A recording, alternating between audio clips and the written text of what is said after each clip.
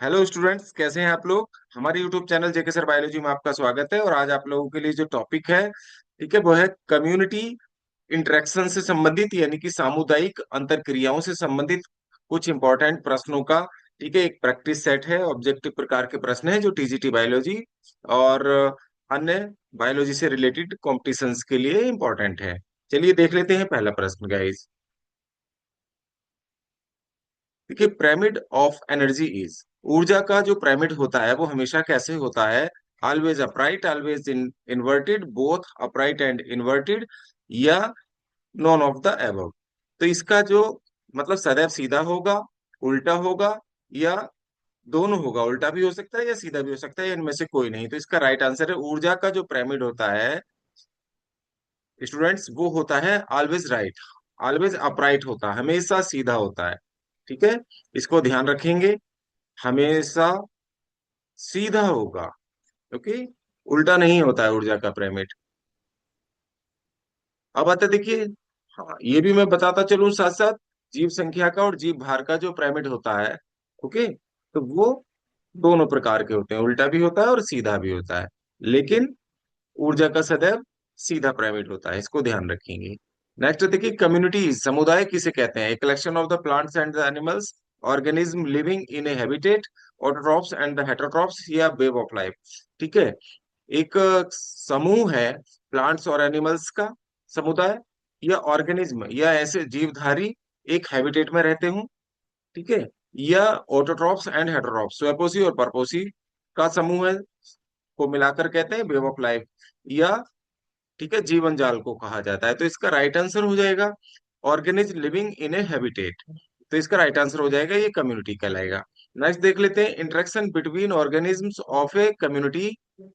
तो आपको बताना है समुदाय के जीवधारियों के बीच होने वाली जो अंतरक्रिया होती है, ठीक है, उसको, तो वो हमेशा क्या होता है? Are always beneficial, are always harmful, have no effect on organism, या मे बी आइदर बेनिफिशियल और हार्मफुल। तो जो समुदाय के जीवधारियों के बीच जो इंटरेक्शन होगा, तो वो, ठीक है, बेनिफिशियल या हार्मफुल दोनों हो सकता है। तो इसका राइट आंसर हो जाएगा फोर्थ।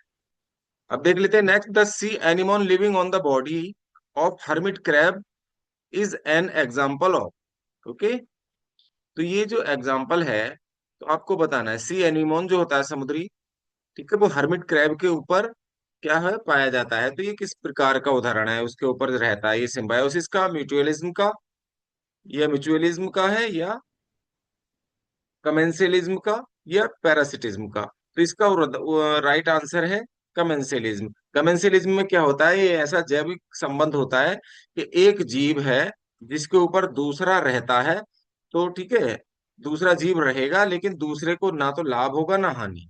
ओके, एक ही जीव को जो इसके ऊपर रहेगा उसी को होगा। तो सी एनिमोन हर्बिट क्रैब के ऊपर रहता है, तो केवल उसी को फायदा होता है और दूसरे को ना लाभ हो रहा है ना हानि।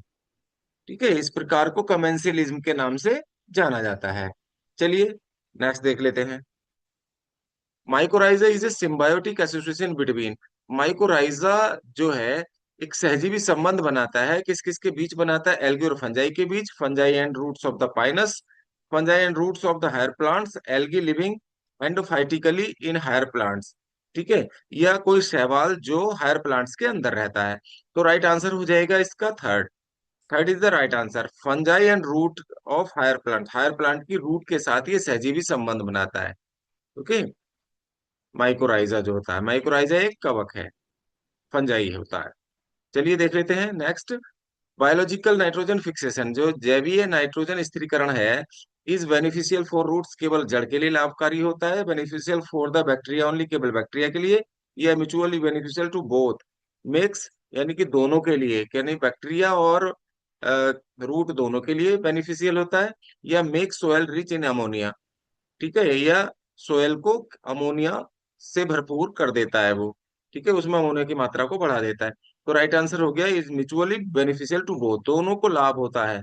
बायोलॉजिकल नाइट्रोजन फिक्सेशन में जो राइजोबियम दलहनी फसलों की जड़ों में रहता है, रूट नोड्यूल्स में, देखिए राइजोबियम के लिए तो रहने के लिए जगह मिल जाती है, और बाकी ये पौधे को क्या देता है? पौधे को एटमॉस्फेरिक नाइट्रोजन को फिक्स करके मिट्टी में मिला देता है। इससे क्या होता है? ठीक है, भूमि की उर्वरक क्षमता बढ़ती है और जड़ों को नाइट्रोजन मिल जाती है। तो इस प्रकार दोनों को लाभ मिल जाता है। नेक्स्ट देख लेते हैं। When an animal eats another animal, जब कोई जानवर दूसरे को खाता है, द इंटरेक्शन इस, ठीक है, इज कॉल्ड, इस प्रकार की अंतःक्रिया को क्या कहते हैं? ठीक है, इंट्रा स्पेसिफिक एंड बेनिफिशियल, ठीक है, बेनिफिशियल, या इंट्राजेनरिक एंड बेनिफिशियल।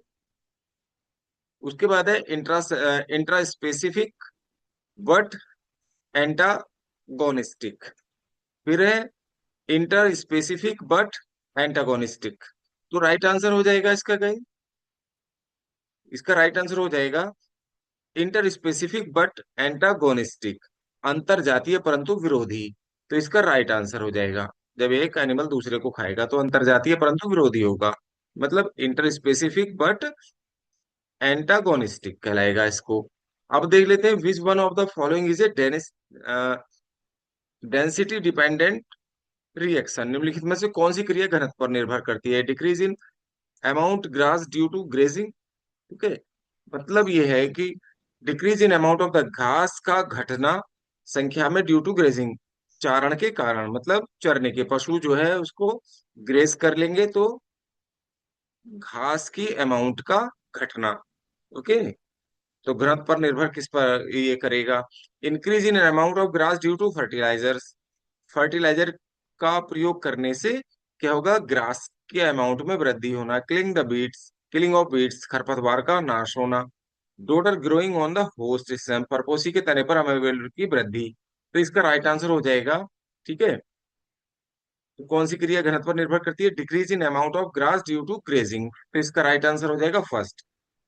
अब बता दें competitive exclusion principle was given by, ठीक है, कॉम्पिटिटिव एक्सक्लूजन प्रिंसिपल जो दिया था वो किसने दिया था? स्पर्धी अनन्यता का सिद्धांत किसने? ओडम ने, गोसे ने, टेंसले ने, या एलिन, ठीक है, क्लेमेंट्स ने। तो इसका राइट आंसर हो जाएगा गोसे, गोसे ने दिया था स्पर्धी अनन्यता का सिद्धांत, यानी कि कॉम्पिटिटिव एक्सक्लूजन प्रिंसिपल जो दिया था वो गोसे ने दिया था, इसको ध्यान रखिए।